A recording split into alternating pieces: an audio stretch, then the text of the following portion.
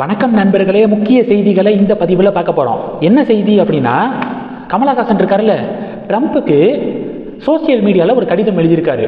டூவெல்லாம் போட்டு the President of United States of America அப்படின்னு சொல்லிட்டு ஒரு பெரிய கடிதம் மாதிரி எழுதியிருக்காரு. அதில் சிம்பிளாக என்ன சொல்லியிருக்காருன்னா, ரஷ்யா கிட்ட கச்சா எண்ணெயை வாங்குறதுக்கு 30 நாட்கள் அனுமதி கொடுக்க நீங்கள் யார், எங்கள் நாட்டுக்கு இறையாண்மை இருக்குது அப்படின்னு சொல்லிட்டு கொந்தளிச்சு போய் கமலஹாசன் அவர்கள் கடிதம் எழுதியிருக்காரு.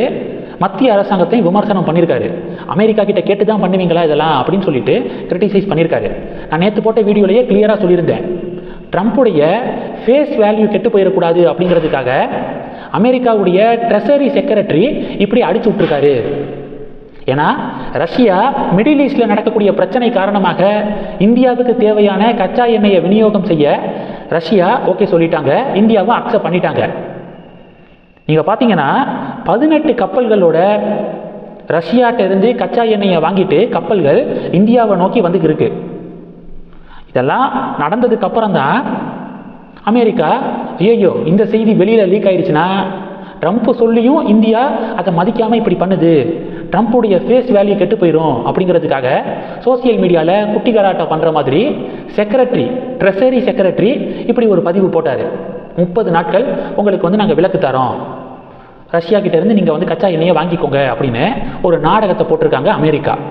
இதை புரிஞ்சுக்காம அதெல்லாம் பாருங்கள், நம்ம இந்தியாவுடைய வெளியுறவுத்துறை பதிலடி கொடுத்துருச்சு அமெரிக்காவுக்கு.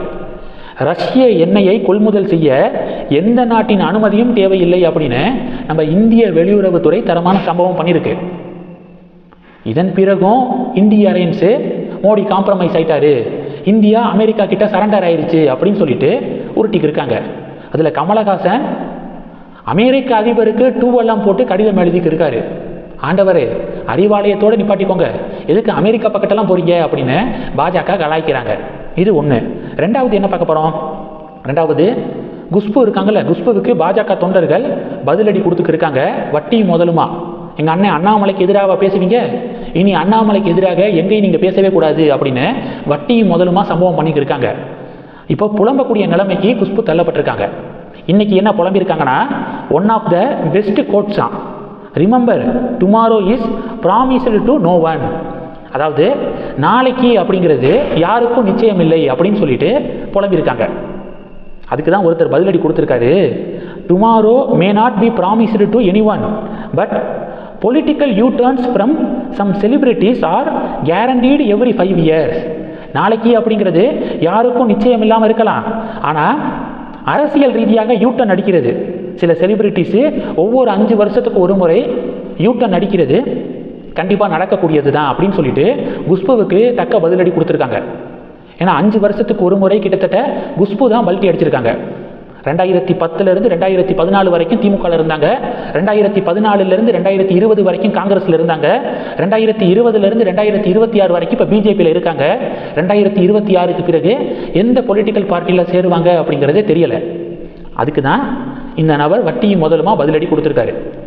கடைசி டாபிக்கு, வெஸ்ட் பெங்காலில் சர்வதேச சந்தால் மாநாட்டில் பங்கு பெறுவதற்காக மேடம் திரௌபதி முர்மு அவர்கள் போயிருந்தாங்கல்ல, அப்போது மேடம் திரௌபதி முர்மு அவர்களுக்கு ப்ராப்பரான ரெஸ்பெக்டை டிஎம்சி கவர்மெண்ட் கொடுக்கல அப்படிங்கிற டிபேட் நடந்துக்கு இருக்கு.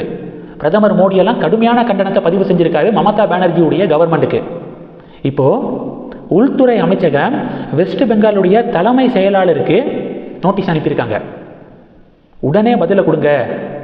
எதுக்காக சீஃப் மினிஸ்டரோ இல்லை கேபினட் மினிஸ்டர்ஸ் யாருமே மேடம் திரௌபதி முர்மு அவர்கள் பார்ட்டிசிபேட் பண்ண நிகழ்ச்சியில் இடம்பெறவே இல்லையே, என்ன காரணம்? முதல்வர்னால் வர முடியலைன்னா மினிஸ்டர்ஸு கட்டாயமாக பங்கு பெறணும்ல. மேடம் திரௌபதி முர்மு அவர்களை விமான நிலையத்திலையும் யாருமே வெல்கம் பண்ணலை, நடந்த அரசு நிகழ்ச்சியிலையும் பார்ட்டிசிபேட் பண்ணலையே, என்ன காரணம் அப்படின்னு தலைமை செயலாளருக்கு உள்துறை அமைச்சகம் நோட்டீஸ் அனுப்பியிருக்காங்க. இந்த செய்திகளை பற்றி உங்களுடைய பார்வைகளை மறக்காமல் கமெண்ட் பண்ணுங்கள். தொடர்ந்து கனெக்டில் இருங்க, அடுத்தடுத்து நிறையா பதிவுகளை பார்க்க போகிறோம். நன்றி, ஜெய் ஹிந்த்.